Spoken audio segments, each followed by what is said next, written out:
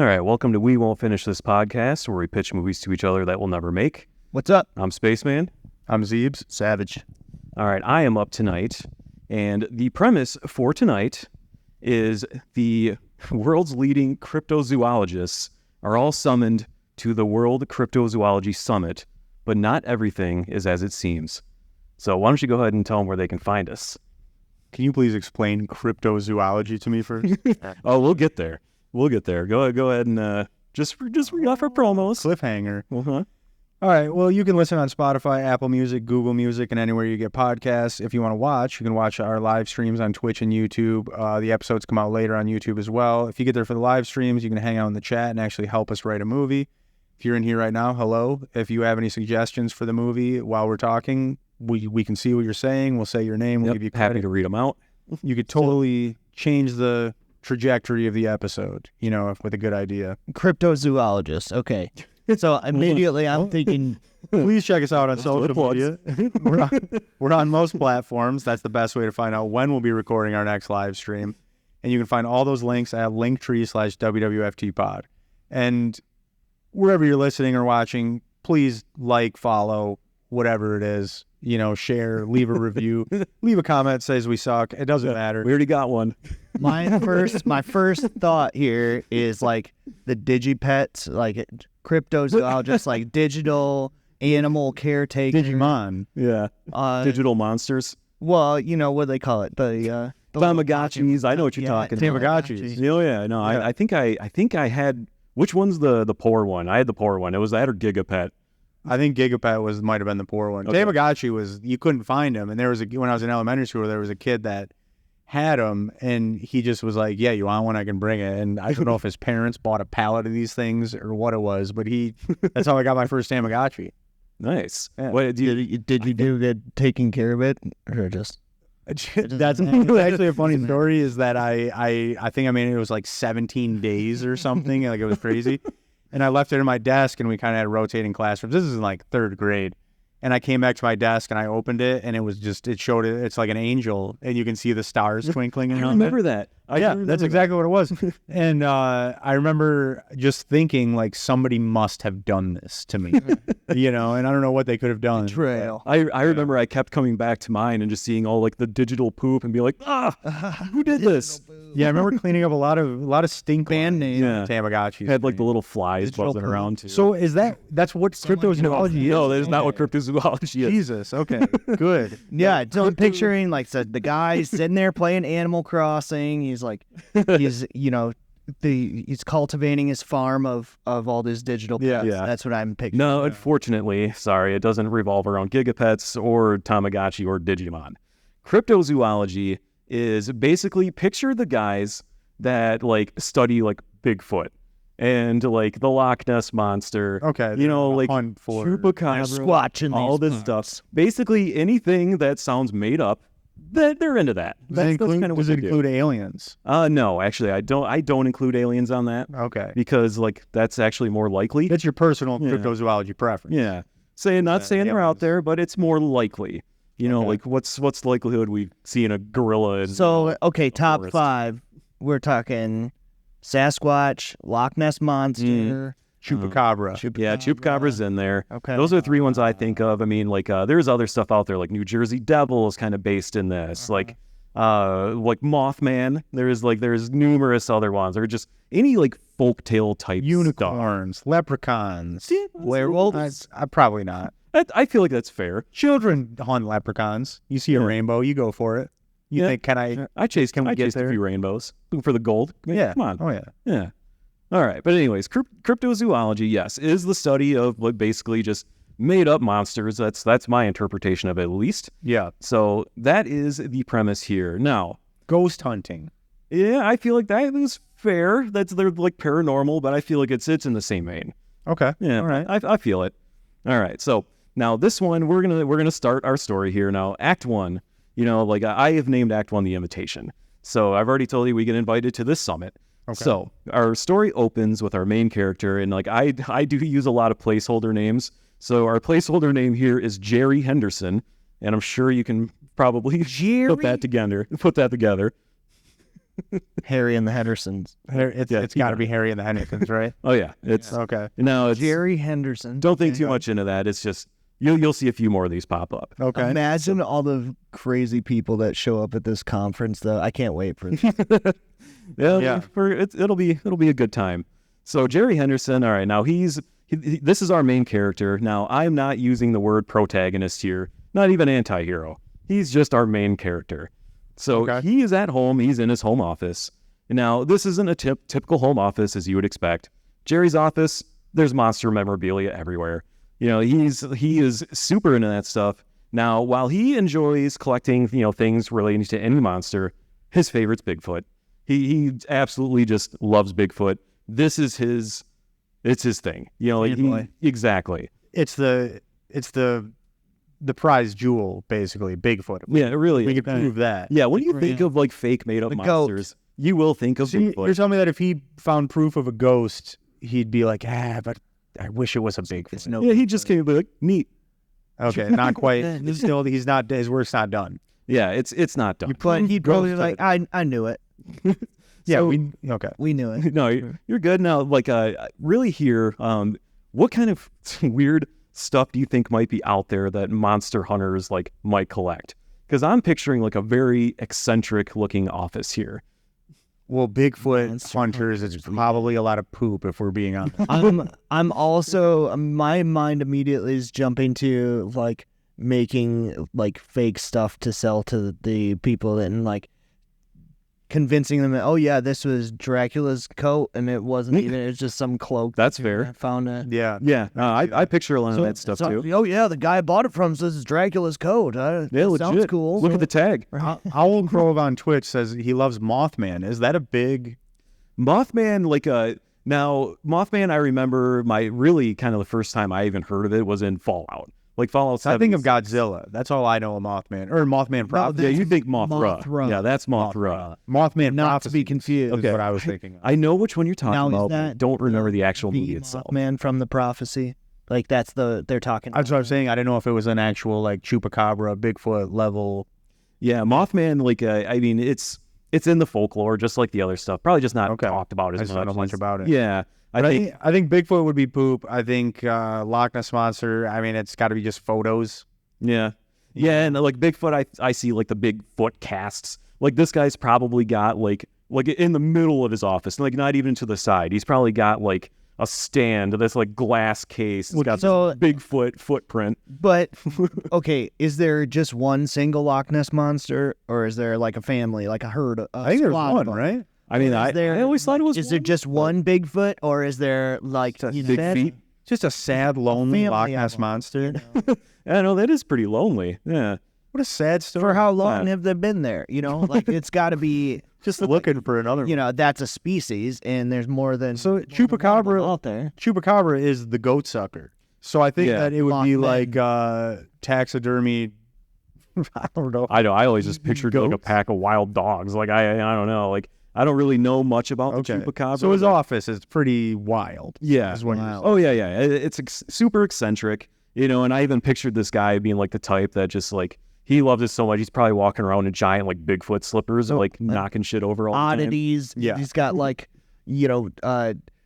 different little creatures like in jars of formaldehyde or something on it. I don't know if he's that far. Well, I don't know. They'd have to be real creatures, and I think he's hunting myths. Yeah, right. But if I'm assuming, he's got bumper stickers on his car. He's got shirts that have like Bigfoot on them, and like, oh yeah, he's that guy. Deep into it. Like, is he old? White ponytail. I'm picturing. This car stops for. That's pretty good. Like,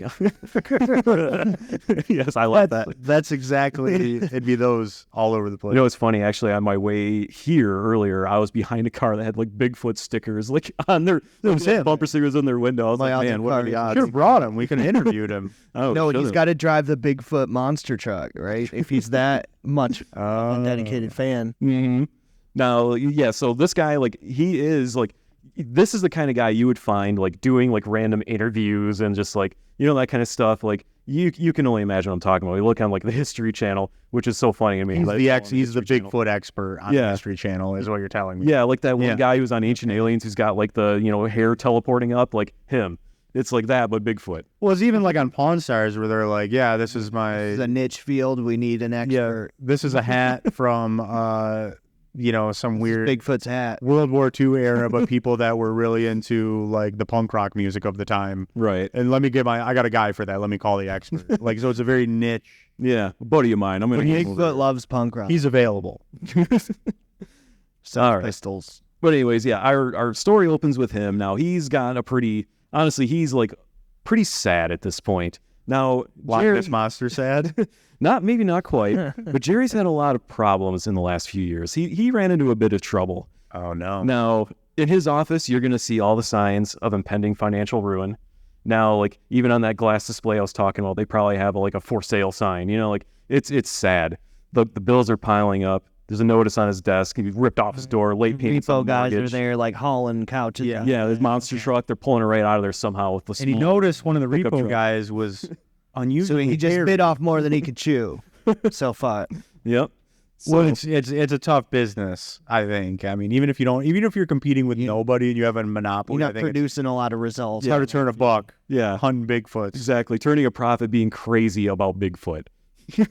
But yeah, I think to Savage's point earlier, he probably is like selling shirts and like doing all kinds of stuff just to try to make money off Live Bigfoot. streaming out in the woods, just like, Yeah, exactly. go out there. Yeah, right. I heard something. Yep, just anything he can do to get himself out there. But as you may have recalled, he's having a little bit of trouble. Yeah. I'm going back though, like the artifacts in his office. There's got to be like a map or something. Oh yeah, this is the map to Bigfoot, but it's really like a just foot on the map in drawn. 7X. This is terrible. Yeah, I'm picturing like a mission he couldn't complete on his Obviously own. fake, and he's wasted all of his money on this stuff that is just nonsense. Yep. Yeah, pretty much. I mean, like that's you about to nail it. Yeah, he's just some weirdo who loves Bigfoot, but he's seen some trouble. We'll get into this. So this all starts with a scandal a few years back. Now, in his office full of monster memorabilia, there stands a disgraced cryptozoologist after many years at the top of his profession. Now, what could have disgraced a cryptozoologist? Because we got to think about that. I would say faking evidence, right?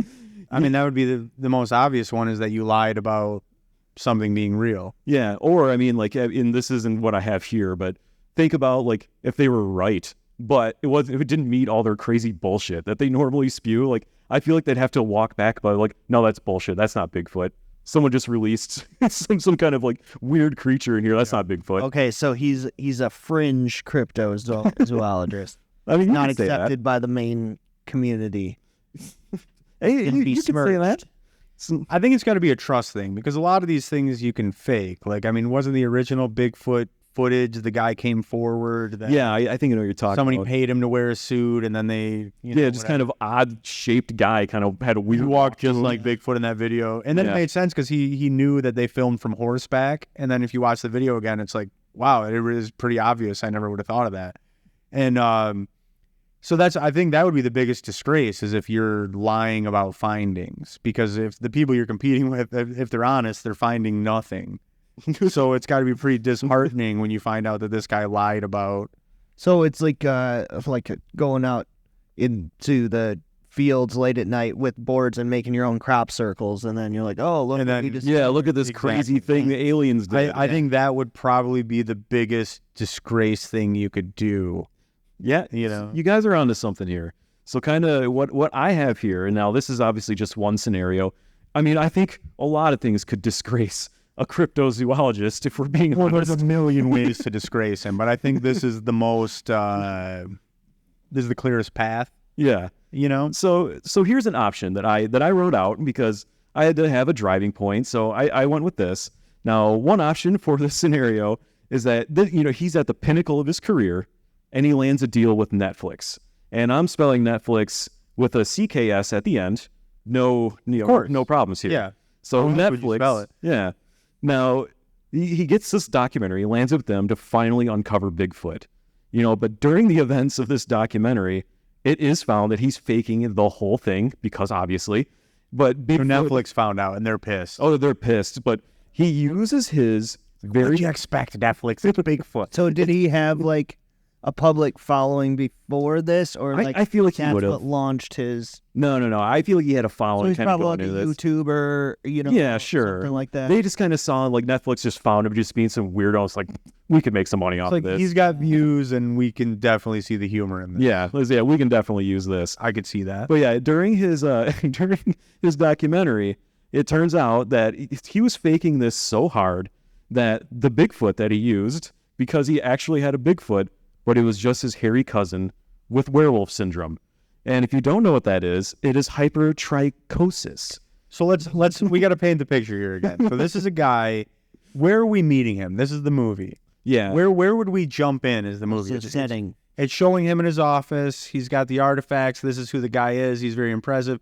You think, okay, this guy's an impressive Bigfoot hunter. Yeah. And then he walks out of his house and I would say news cameras flashing and reporters, but it would really probably be like two guys from the internet with an iPhone in his face. Yeah. Being like, tell us that you lied. that you saw this? Admit you lied. And he's just like, get on, Yeah. I feel like that would be the start, is you see him looking at his credentials, and then he walks out, you realize everybody's like, you're a fucking liar. Yeah. And that's the end, and then it's just like, okay, so this is this guy, Yeah, basically.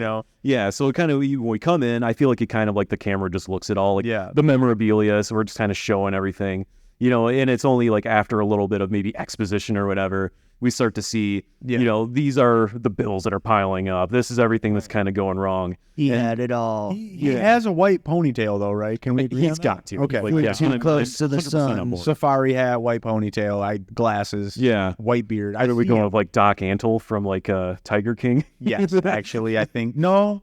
I thought that was the guy. Like if Steve Irwin was in Jumanji. All right. No, you mean Jurassic Park. If Steve Irwin was in Jurassic Park. Right. I'm kind of picture the Jurassic Park guy, but with a ponytail and What was it, John Hammond? same Is that everything who we're else. picking? Clever Like the older guy? Right? That we're talking about? No, the scientist. Yeah. It's his island. Yeah. John Hammond, yeah. Sure. All right. All right. No. So, but anyways, like, so for this, little bit we have right here, but it turns out it's just his hairy cousin with hypertrichosis. Now, this is a real disease. You can actually look this up. Yeah, I saw father and Just son like- video. Yeah. before. Face covered in hair. Yeah, exactly. So all just over your body. all of them Okay. covered in hair. So Hair it's- everywhere, it's- basically. We'll just even give him a little credit. Maybe the guy was a little on the taller Does side. he have big feet? You know what? For the sake of the story, no. No. So He just doesn't. Here's the thing. So a guy whose whole career is based on finding Bigfoot, he has to fake it. And he can't just do fake hair. He lucked into having a very hairy cousin with hypertrichosis to do it. No Yeah. makeup. Yeah, no makeup. No. No prosthetics, no makeup. Just, hey, what's his cousin's name? Imagine It's Ted. this conversation. Ted. So Yep, Ted, it's Ted. I need you to do me a favor. I need you to keep your mouth shut. Hey Ted, it's Jerry. Yeah, I need you to I got something cooking. Yeah, and as part of, how'd you like to be famous? right. As part of this documentary, I kind of Can't feel talk like, about this on the phone. I kind of feel like a little bit of the premise could be like, maybe like there. I looked this up. It's a real story that there's somebody claiming to like be exchanging gifts with Bigfoot. So they feel like they could like. This is a real story? Yeah, this is actually a real story. Well, no, I explain- linked it in my notes. Explain. We like it.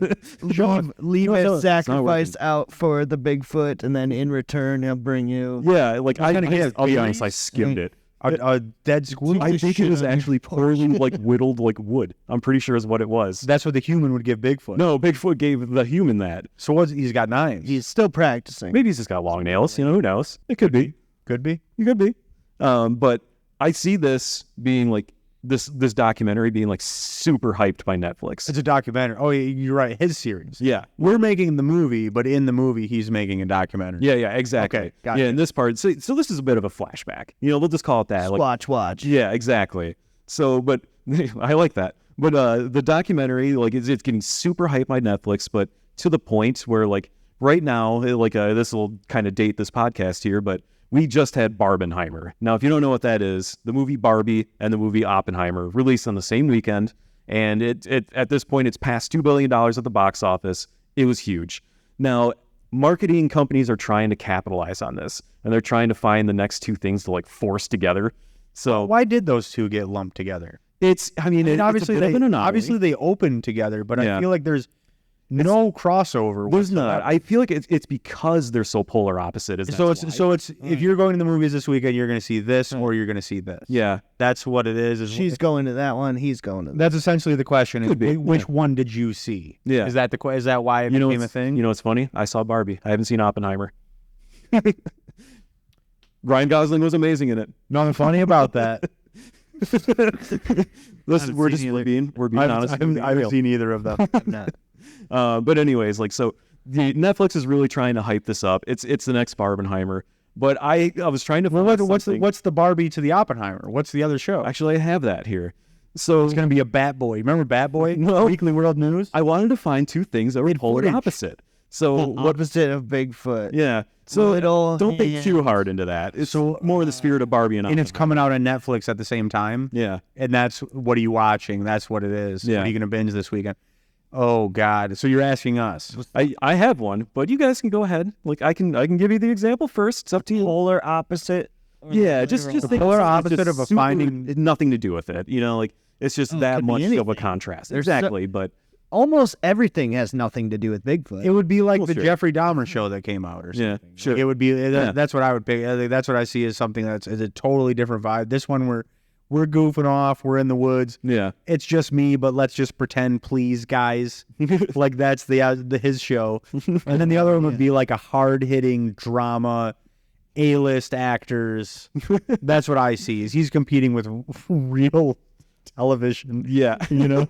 Well, where I have it, and I'll give you mine, is I felt it was just more just like this. He would be doing like a serious documentary because come on, cryptozoology, they're taking themselves too seriously. So he's going to try to do some real serious documentary. I've never watched them, but are they really taking themselves Oh, they seriously? take themselves so seriously. Well, I guess you're right. It's I've seen the ridiculous. ghost hunting, and that's the closest comparison I can make. And those guys, they're getting pretty sketched out in those houses. yeah. Oh yeah, they are. I mean, They're pretty it's a little sketched spooky. out in there. It's a little spooky. Yeah. So what I have releasing at the same time on Netflix, and so our documentary we're making here is Friending Sasquatch, but it's releasing at the same time as the Cabbage Patch movies. It's the Cabbage Patch Kids movie and Oh, Friending Sasquatch. And it's a They're big Cabbage-Squatch. it's a big Well, I think we have our title. Cabbage-Squatch. I don't like that, but go on. So, the Cabbage Patch movie is not it's believable. Yeah, it really is. I feel like that is believable. The Cabbage Patch movie and it being a big thing and everybody's talking about it, the kids in Cabbage Patches are back. Yeah, they're back. Wow. Like, everybody can buy them. Oh yeah. I think we just predicted Yeah, something. I don't want to see Cabbage Patch movie, but I'd rather go see the Sasquatch. It's coming. Yep. So if you Cabbage have Squatch. Somebody owns that IP and they want to cash in. Maybe they'll do a special edition Cabbage Patch Kid that's Bigfoot. Like, how cool would that be? Dude, Cabbage Patch were so big and they've been gone. And if a movie could bring that back, somebody's sitting on that IP. I'd rather I see the know Garbage worth $1 Pail billion. Kids. Oh yeah, I'm Cabbage sure. Patch. Garbage Pail Kids would be good. Yep, Garbage Pail Kids. I remember that. Remember the Toxic Crusaders? I only remember the Toxic Avenger. Well, he was one of them. Okay. They made toys, and the one Okay. never mind. Yeah, Troma. Yeah, Troma, right? Troma. Of course. Okay. All right. But yeah, so like I thought Cabbage-Squatch was a pretty funny was a pretty funny marketing tactic for this year. I'm a happier person having heard it. I'll say that. You're Like right. I feel like my life has improved since I've heard those words. Now, That one word. all right. Now, what things from Jerry's past in cryptozoology might be funny here? I don't know if we want to explore a little bit further. Now, I feel like I kind of put this in the wrong spot. We probably would have done this before. Has it always been just 100% about Bigfoot, or did he? He's did he really cut his into teeth Bigfoot. on And he's something else? solo. He's always been solo. Yeah, yeah. I mean, if we have some funny to work in there, I obviously. think it's funny to think of maybe a duo hunting Bigfoot and then there being a big dramatic falling out between them, like screaming at each other in the woods and, or you're pooping too close to camp. Bigfoot will never come. That's why. You know, it's funny actually. Like the next little note I had here kind of plays into that a little, but maybe I'm going to change the note a little bit here. I feel like there's like a bro-y breakup in his past. I'm picturing with his beginning that he didn't always start out with Sasquatch, who maybe like tried like an exorcism at first and had like really bad He experience. became with a that. priest, couldn't find a young Maybe priest. tried like Is there such thing as a Loch Ness Monster, and that wasn't as fun. Is there such thing as a good exorcism experience? Like you're like, that was great. Like applause all around. Everybody, Just isn't good for job. me. But no, like the note I had, like maybe these, like you're talking like the two guys falling out, maybe they fought over some Bigfoot droppings. And like, no, it's my Bigfoot poop. I'm going to turn it into science for the money. So in his office, he has a half of a Like a half a turd. half of a pancake, while the other guy has the other half in his office, and they both look at it, and it's kind of like when you're looking like when I look at the moon, I wonder if you're looking at the same moon at the same time. A BFF. Like I'm picturing it Like a locket-shaped heart that no, like remember BFFs. Legends of the Hidden Temple when they would break the pendants in half. Yeah. Sometimes they'd have a half pendant and a it's full been a one. I while. always wanted Yeah. to be on that. Oh, we all did. And it looked so easy to put the monkey together. Yeah. And nobody could do it. It really always- did. It was I three remember pieces. that. Yeah. 3 pieces. And it's Yeah. a monkey. We've all seen it. It's just like 3 triangles, like pull it together. One of them's like the whole head. It's like clearly that goes on top. I feel like our memories of Legends of the Hidden Temple are fonder because you had to sit through that stone-faced guy telling you Olmec? Well, you had to sit through a that's it. story, and the story was never interesting as a kid. You wanted to watch the games. Yeah. So you had to sit through the story, and then once you got through it, you're like, all right, it's game time, and your endorphins were through the roof. Like, I feel like that was it. You're like, here it is. Hit me with somebody's going to put the monkey Right. together this time. Yeah. So with this BFF turd barracudas. that we're looking at here, I do feel that maybe one of them eventually is like, you know what, I think I'm just going to get it tested. Let's just see what it is. Maybe they take a scraping, and it like comes back. You're like, sorry, man, I don't know what to tell you, but this is just like the fecal matter of like a 400-pound man. This is just human shit. It was his That's what it Like, would. see this here? That's clearly the indications of Taco Bell. I didn't even need a microscope. his ex Bigfoot hunting partner. good look. It was they tested it, and it's like, Brian, it was yours. Yeah, exactly. Nobody's happy about this. I hired a guy to get it out of my office. They came in hazmat suits. Yeah, I didn't want to do it. The guy who did it was like, I tried to tell you the whole time, but you kept saying it's Bigfoot. You put it under, you preserved it under glass immediately, and He you like shrined did a it in special your treatment on it. office. I don't think there's a whole lot of due diligence in the whole field. No, I don't think so at all. I think it's the exact opposite. I think it's just like, hey, I think this might be Bigfoot poop. And as soon as another guy says, I think you're right, you say, this is going right to my office. That's going under glass. Yeah. Like I'm keeping this. Somebody agreed with me, and you call yourself a scientist, so I'm going to quote you as one. And this is going in my office. Just like on the show, we're writers. Yeah, exactly. Pretty loose. All right. So now after, this whole thing here, now where Jerry differs from what you would expect out of a typical cryptozoologist is he actually owns the scandal. He owns it. He just completely is like, you know what? That was my hairy cousin. I hired him. I just wanted to get more people talking about Bigfoot. Yeah, exactly. Like, Okay. it's fine. Like, I don't know. For some reason, my note's not in here. Now, It's respectable. Most guys would be like, yeah, but you could understand how you know what I mean? And it's like, no, you're a liar, dude. right. You went out to find Bigfoot and you did. He doesn't exist. You're lying. Exactly. Just Now, in it for the views. Now, one note I actually skipped over here. I think I worked in a weird spot. Bigfoot. Now, his cousin that he had doing this, I do feel like he played the long game here. His cousin actually lived in this guy's woods for probably like 8 months. He's a method actor. Exactly. It was he like got Daniel Day-Lewis in there to go and method act Oh, yeah. Bigfoot in this guy's woods to like whittle down like really these dolls sold and it. crap. But yeah, I know he played the long game. Let's go back to the trading with Bigfoot. We never really. So you said Bigfoot gave carvings. Did they? Yeah. The relationship just fizzled out? I mean, I don't really have anything for that. I feel like that was kind of the setup to But get you said it was a real Jerry here. story. Yeah, no, it is a real story. I'll be honest, I skimmed it because it was like so silly. I was like, I got what I need. It Out of like the sounds- first paragraph. Like it's very wishful thinking. It's like you wake up and you look out there and like, oh, you left me this poorly whittled stick. It Yeah. must be from Bigfoot. It's a sign. Yeah, honey, I got this weird thing for Bigfoot. Grab me some berries to put out here. Put some more baby back ribs out for Bigfoot tomorrow, and See if the bones come back this time. I think he likes the marrow. But no, like I feel like he did play the long game. Like he had his cousin living in the woods to do this whole thing. This is the whole everyone's got an setup to get iPhone Jerry there. nowadays. If it was out there, you would get a picture of it. Like someone take a a video, Yes. take a picture of Right. big. And here's the thing too, is nowadays I feel like if you really want to sell like the Bigfoot footage, we've all seen it. Like Yeah. the one about the guy walking, the one that came out later. Famous footage. Oh yeah. It's famous footage, right? And there's really only the one. And now everybody's got a camera. I feel like if you really want to sell it, you need to get your cousin to come out, your hairy cousin to come out in a place where there's strangers as well. Like a lot of people. A lot of people need to see Bigfoot, and you need to have an exit strategy. They're going to see you, and you're going to get the fuck out of there, and nobody's going to be able to get the real proof. And I feel like that's... Call back there. Well, that's the proof.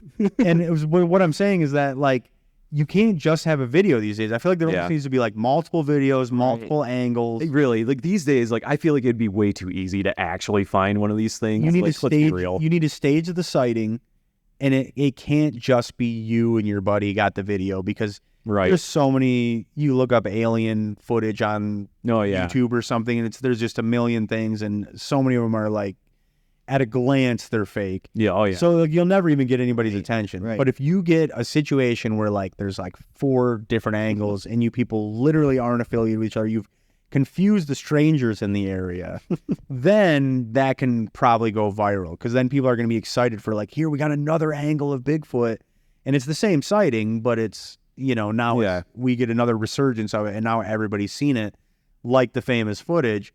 And it's believable because you can interview different people who legitimately think they saw Bigfoot. They don't exactly. You tricked them. Right. All right, so let's recap here. Like, All right. this is the guy. He was invited to the conference. Not yet. We're getting to that though. Okay. So He deserves an back up. invitation. He'll get So this guy, he lives for Bigfoot. He loves that shit. And he, you know, maybe made a career out of it. Like, he's got a little Patreon or something. He's like, anybody that also wants to, truth seekers out there that want to help me find Bigfoot. Yeah, I see it as like and party with him. I see all cryptozoologists as kind of scammers. So they're probably just like, you know, getting anything they can to just go camping with their buddies. So I mean, well, come on, let's be honest. They're getting somebody else to foot the bill of their camping and addiction. Maybe next week we'll find him. Exactly. I heard some weird knocking from this direction. We're gonna move the tent. I feel like there's a line, because I feel like you start it probably in legitimate interest. There's a reason you go into it, right? Yeah. And you go and you try it, and it's not really working, but then maybe you make a YouTube channel, and then it slowly, oh, hey, now I can monetize it now. Hey, there's actually a little bit of money coming in. Hey, I got a donation. I got a t-shirt. And then very quickly you're incentivized to like, okay, this is what I do now. Like, Yeah. the people that do watch me, Right. I'm having so much fun doing this. I can't stop. You know, like I gotta make a well, career. it's just kind of like, oh, people believe that I am a scientist at this point. It's like, I never went to school for it. And why wouldn't I just keep going with this? Right. You know? So that's kind of how I probably view these people, is like, it just, at some point it worked, and they were like, oh, I got to check. I'm going to do that again. Right. You know? Yeah. So I agree. They're probably like scammers to an extent, but I feel like it had to have started somewhere genuine. So he builds up this, small following. He decides, this is going to make my mark. I'm going to involve my hairy cousin in this plot. Yes. And then is He's there a got nothing going specific incident? Is there like a defining moment of, like you said, like a bunch of people saw this happen?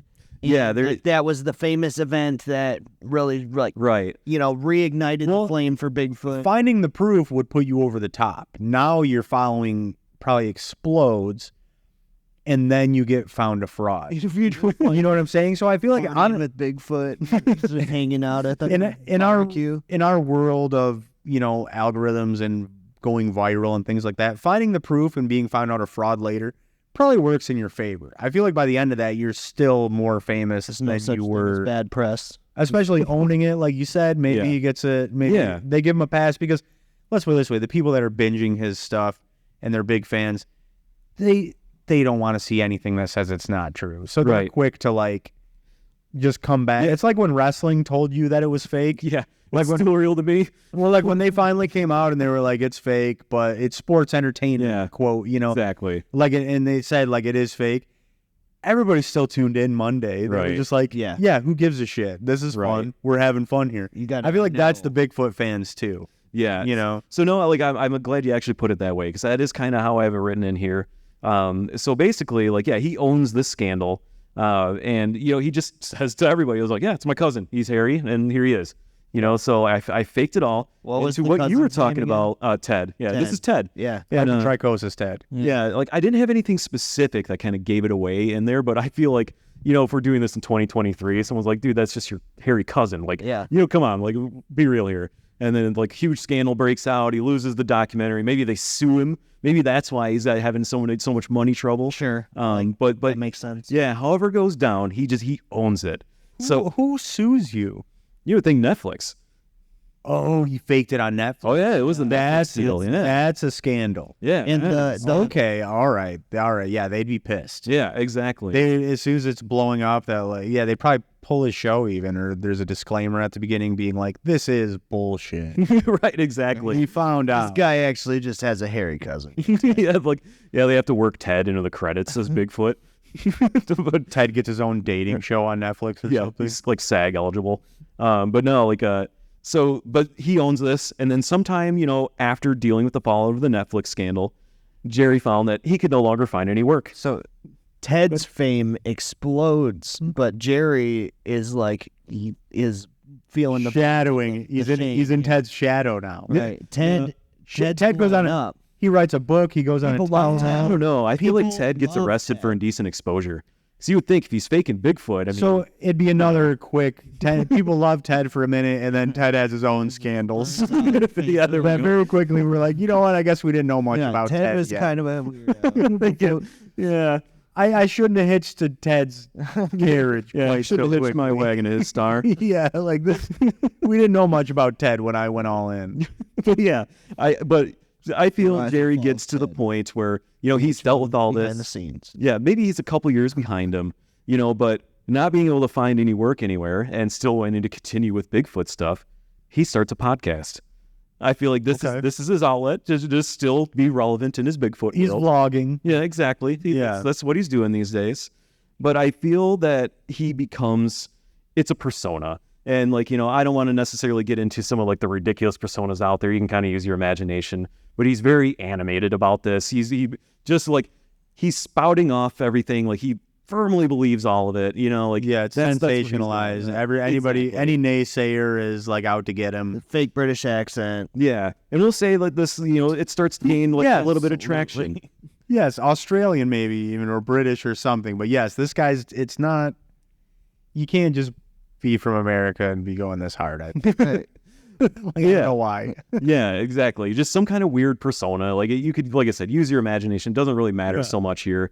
But something ends He's up gone happening. full fraud now. Yeah. He's using fake accents. He's He's really leaning into it. Yeah. But something happens. Now, I have a couple ideas for this, but something happens to make his podcast an internet sensation. I don't know what it would be, necessarily. What could happen on a podcast to really blow up? And really, we would love to know. So put it in the chat. Yeah. What could possibly happen with this Bigfoot podcast? We'll say, and it could be other monsters. maybe Who knows? Maybe everybody viewing and listening shared it with a friend. Yeah, That would they be all. very helpful. Every to one this of them podcast, liked and probably. subscribed. No, we were worried last time we had bats in the studio that were randomly popping out of a missing tile in our drop ceiling. And I think they're gone now, but I always thought that would be a pretty good viral clip. If there's what my first note is? an active bat, If a fight bat flew situation, into frame right now and landed on my face and I gave the scream that situation warranted, I feel like, that might boost your numbers a bit. yeah, Yeah, exactly. And again, I didn't really have much for this. I figured, I just kind of wrote in a random bat attack and just something silly happens. You wrote in bat attack? I did. I wrote bat so attack. we're on the. You definitely haven't forgotten the fear. I have last time not at all. in this room.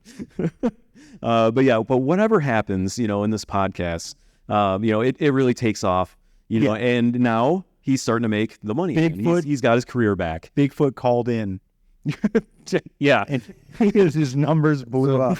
so not Ted, but quote unquote actual Bigfoot called in. Yeah. I mean, I don't know what would that sound like. They did a 2-hour Chewbacca. interview. They did a 2-hour interview. They went deep with it, and he has somehow re-earned the trust of the listeners with that. Bigfoot phone call. really It has was some just demons. it was just all about whittling. Yeah, The fine art of whittling wood. He transitions into like a how-to YouTube channel for just whittling. I would watch that YouTube channel. Yeah. Bigfoot.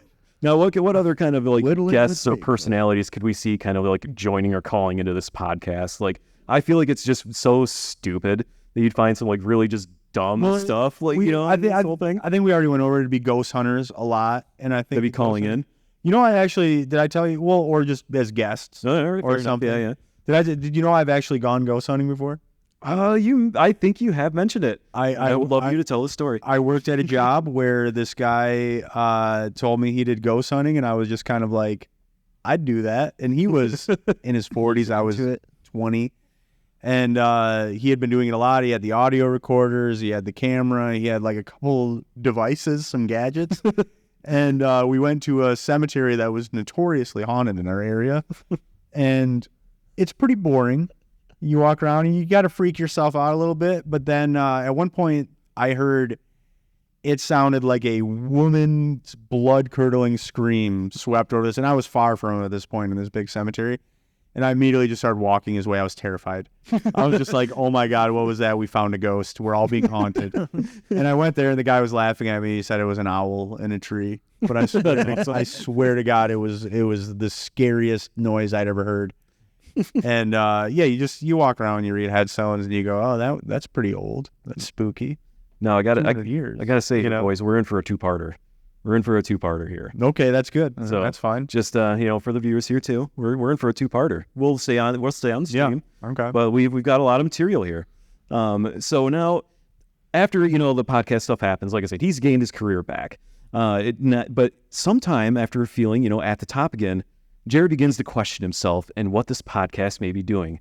Because you got to remember, he actually has one thing that he's done right. He owned that scandal.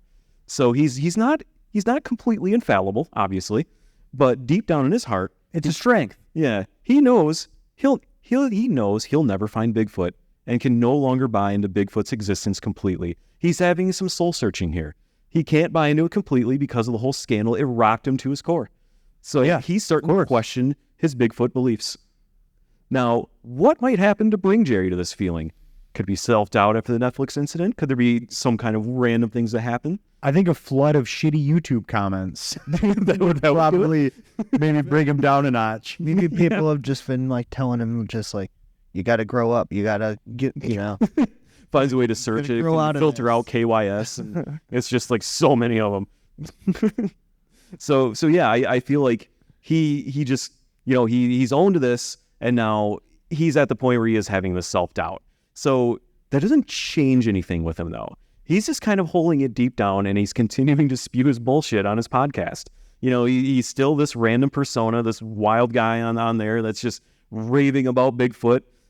So he continues doing the podcast. So you said the podcast blew up again, though? Yeah, it definitely did. It took off. Now, maybe he's even doing some of his other stuff he was doing before. I don't know what that is, camping with his friends, really, but he's got his career back. He's so got people money. He's like, stable. this is wrestling now. People know it's fake. They're tuning in. They enjoy it. Not He's really. him. Well, Not really. A lot, I think, let's put it this way. The people that get deep into this kind of stuff, they'll ignore the glaring proof that you're a liar. You're right. And they'll continue to listen. I feel like wrestling, it's like we're having fun here. The Bigfoot thing is more of like, man, I put 1,000 hours into this. I can't face myself. I can't walk away from if I just admit that I've been scammed, I'm sure some people are just joking about like the birds aren't real thing. Right. But then there's probably some Space people isn't like, real. Like, I bet they're onto something. Yeah. Birds aren't real. So him, like I said, deep down, I feel like he's not necessarily going to say Bigfoot doesn't exist, but he's not what he was before, where he's like, yeah, Bigfoot exists. You know what I mean? He's like soul searching. It's kind of tearing apart. Isn't that the honest guy you'd want to follow if you were going to watch a Bigfoot That's not how he documentary? presents it, though. Okay, because I was going to say, but isn't that who you'd want to watch if you were on Netflix and a guy's like, hey, we don't have any proof. We don't know if Bigfoot exists, but we're going to find out.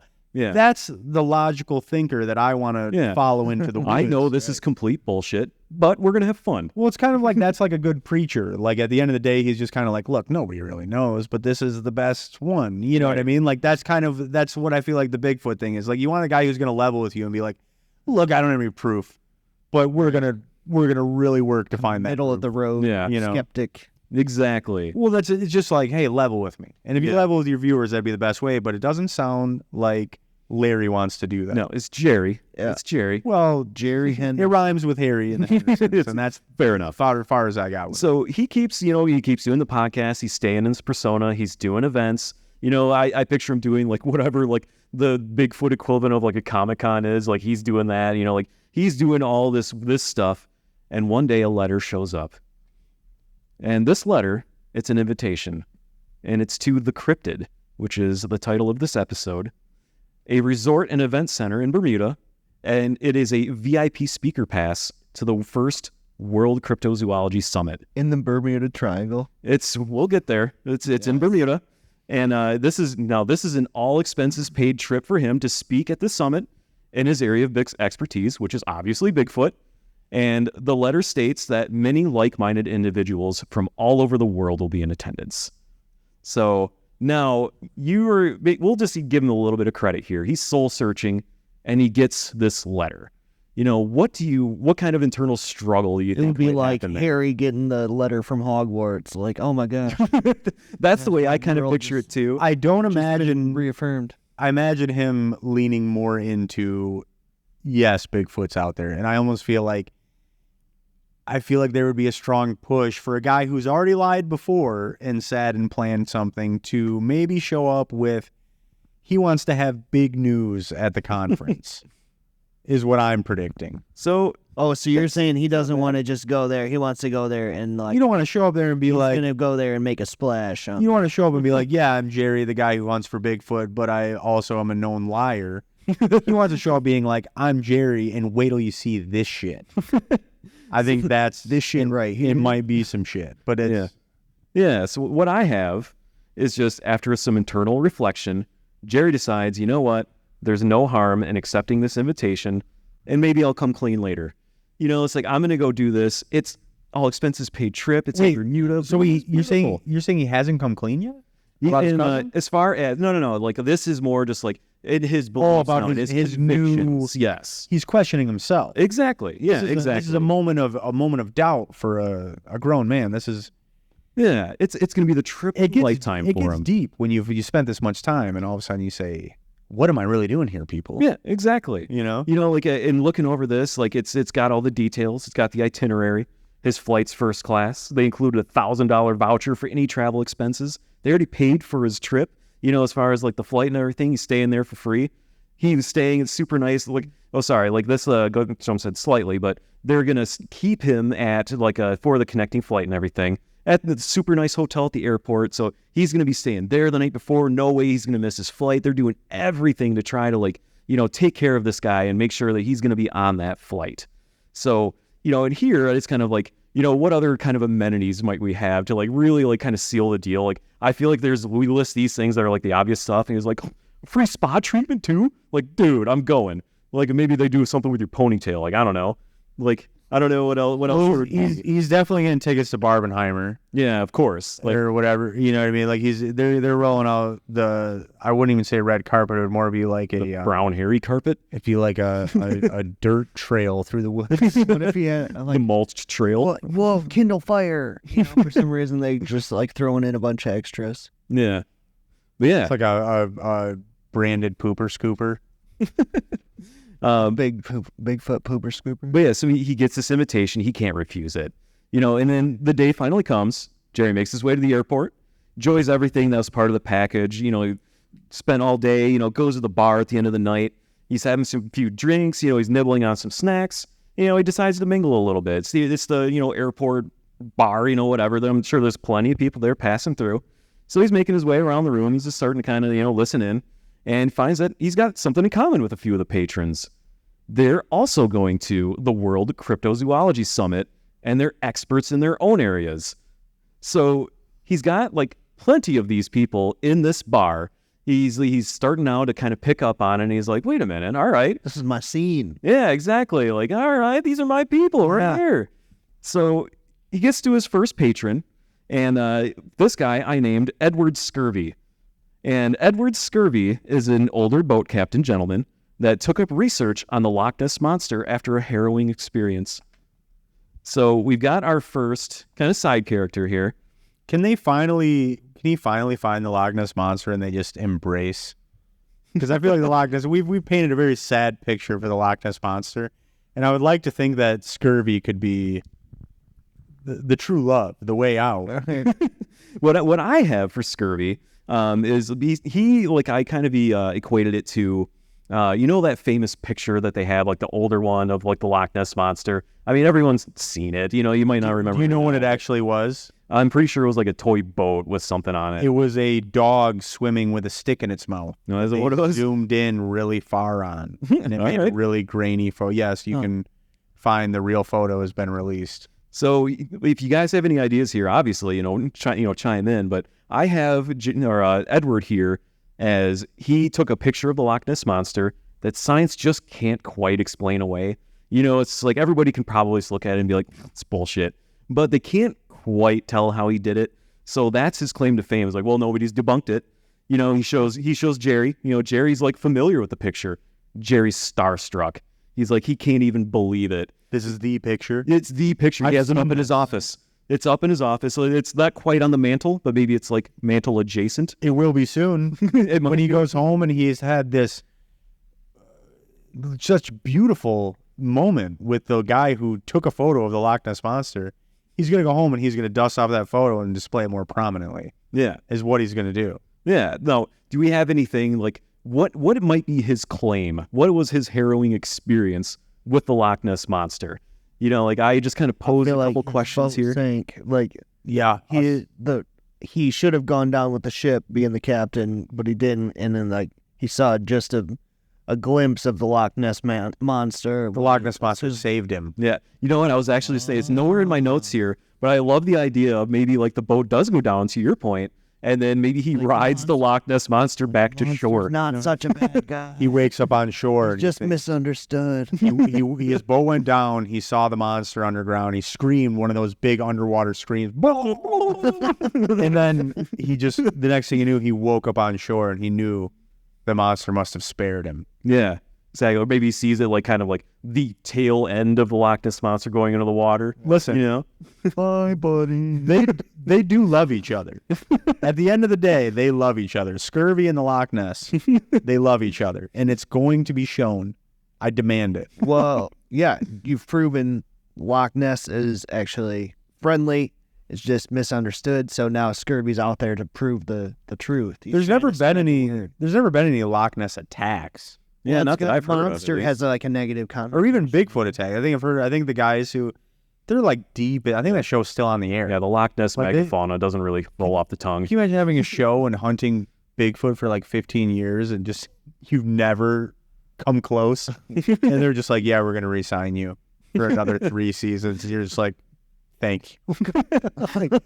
So yeah, now Edward Scurvy, we have this little talk here. He's still trying to mingle. He's going to get his way around the room here. Yeah. So he moves on, has a pleasant conversation, moves on to the next guy, and it's Professor Herring.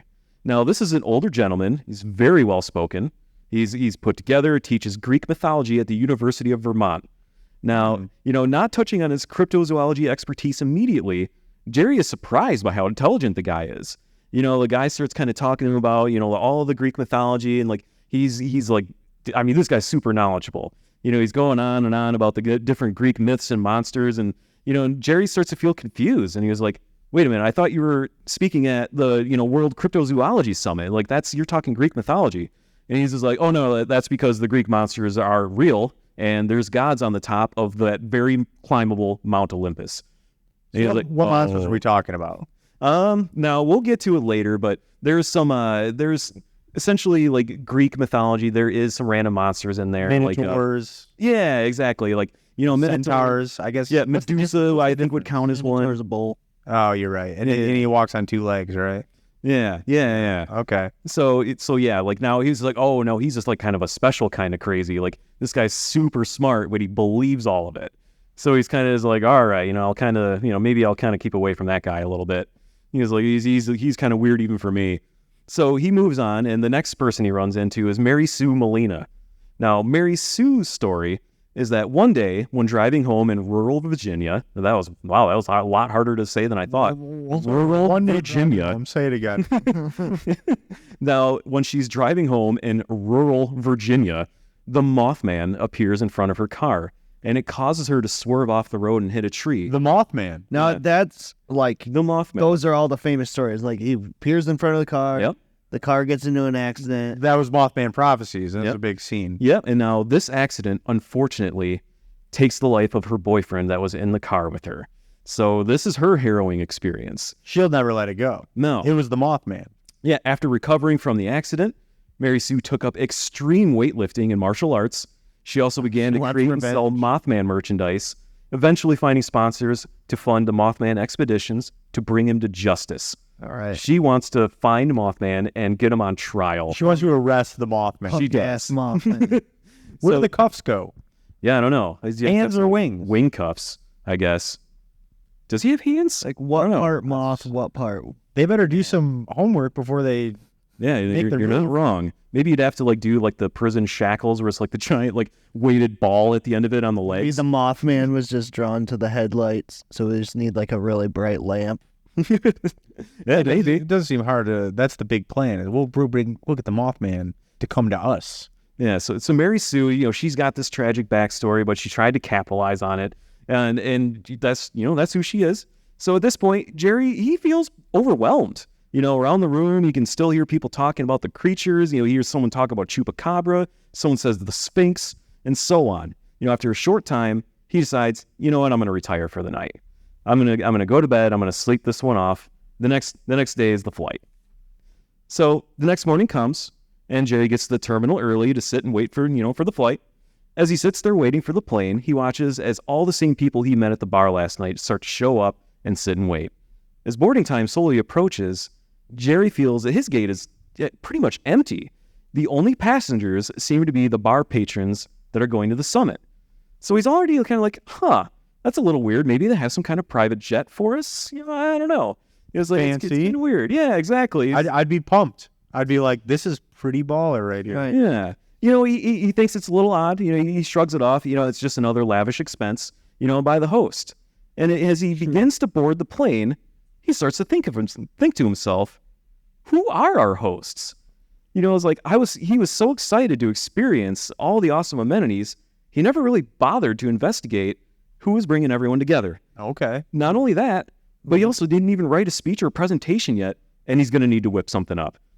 So, course. yeah, he's going there like, Where is he flying from to be established? honestly, it could be anywhere. That doesn't really matter. He's flying to Bermuda, right? Yeah. From We'll say it's from the States. We'll just say that because that's, I didn't really think of anywhere else. So we'll say it's from the States. Seems like a Montana, Wyoming kind of guy. Sure. Yeah, that's probably fair. Somewhere Yeah. Pacific Northwest. Sure. but faking the British accent. Yeah, of course. Yeah, so once he got on Australian YouTube, he had to really sell that, like, I'm an intellectual. Yeah. I'm not just a guy in the woods in Montana. Yeah, so Jerry gets to his seat. It's in first class. Gets to, but he gets a glance at economy. He sees nobody's there. He's like, hey, that's just so weird. Because he thinking maybe it's just like a private jet. No, it's a real one. All right, but nobody else is here, so it's kind of weird. But plane takes off. Captain makes his usual announcement. Flight wasn't going to be super long. So Jerry decides, you know what, I'm going to kick back. I'll get some free booze because it's included, of course. They spared no expense. And watch something, on the screen in front of him. It's like we've all watched stuff on it, on the airplane. Kill some time. So he asks the flight attendant for some earbuds, to drink. He starts exploring the video library. To his surprise, the only options are all Bigfoot related. Hundreds and hundreds of Bigfoot specials and documentaries. Competition. Yeah. I mean, really, so he's like, okay, this is a little weird at this point. Yeah. Like, all right, I'm on this flight. Nobody else, it feels like almost no one else is here. We have our speakers or whatever. My video library is just all Bigfoot. And it was like, that's just kind of odd. I was going to ask you right now, is Bigfoot flying this plane? Bigfoot is not flying. Okay. I just wanted to make sure that that's not where we're going. He is not flying the plane, unfortunately. That would have been a good one. But Now, where cousin Ted in all of this? Does it? I think I he's know in that. prison. Okay. Okay. I don't know why. I still feel like he probably got he just got for the indecent exposure when he was Bigfoot. Unrelated reasons he's in prison. So, after the initial shock of seeing this selection for his video library, looks around the plane. Are there any any other monitors he can see? The only one he could see was Edward Scurvy. Sure enough, he's watching something on the Loch Ness Monster. Mm-hmm. Okay, that's kind of weird. They've all got their own library. Yeah, that's the way he's like, you know what? This is so odd. It's so tailored specifically to us. It's just so weird. What if I was burnt out on Bigfoot and I wanted some Loch Ness? Yeah, no kidding. He probably knows plenty about Bigfoot. I'm trying to learn about Loch Ness. Yeah, you'd think. Like, he wants to After spend learning about you know, Mr. Edward Scurvy Hands or whatever. But yeah, Jerry, he flags over the flight attendant. He's going to, he asks, hey, what's going on with the video library? And it gets explained to him that the host of the event spared no expense making everything perfect for the guests. And that's all they said. And he was like, all right, that's just weird. So he's just feeling pretty unsettled at this point. He thanks the flight attendant, who then walks away.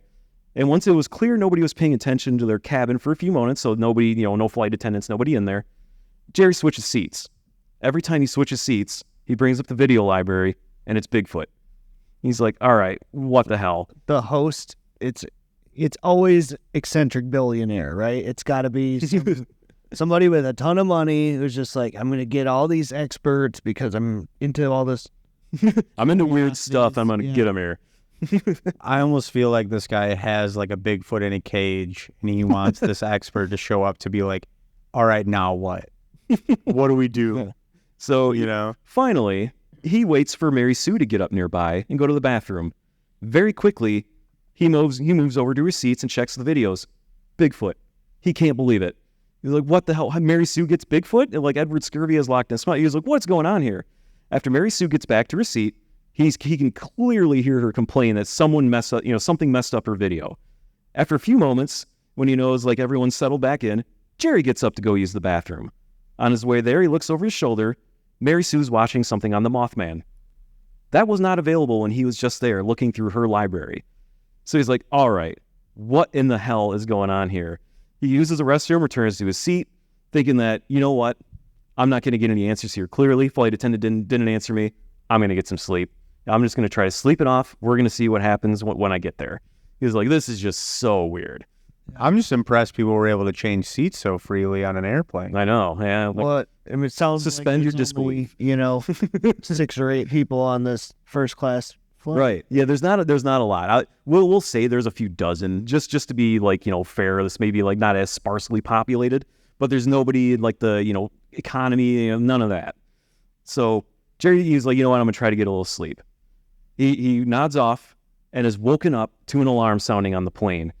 Terrible turbulence. What the hell is going on? He gets up, starts looking around the room, try to get himself oriented. All he can hear was Edward Scurvy screaming like a very high-pitched scream, and it really threw him off. Mary Sue shouting like vague threats at the turbulence. Like, it's just really weird. He's just like trying to catch his bearings. Amid all the commotion, he sees Professor Herring stand up. He's waving his phone around, and he's screaming, "It's the Bermuda Triangle! It's the Bermuda Triangle! We're going right in!" And then someone that Jerry just can't see, "Why are you standing up? And why is your GPS on? You did this." And then you know what? Jerry blacks out. And we're going to go into Act 2. To be continued.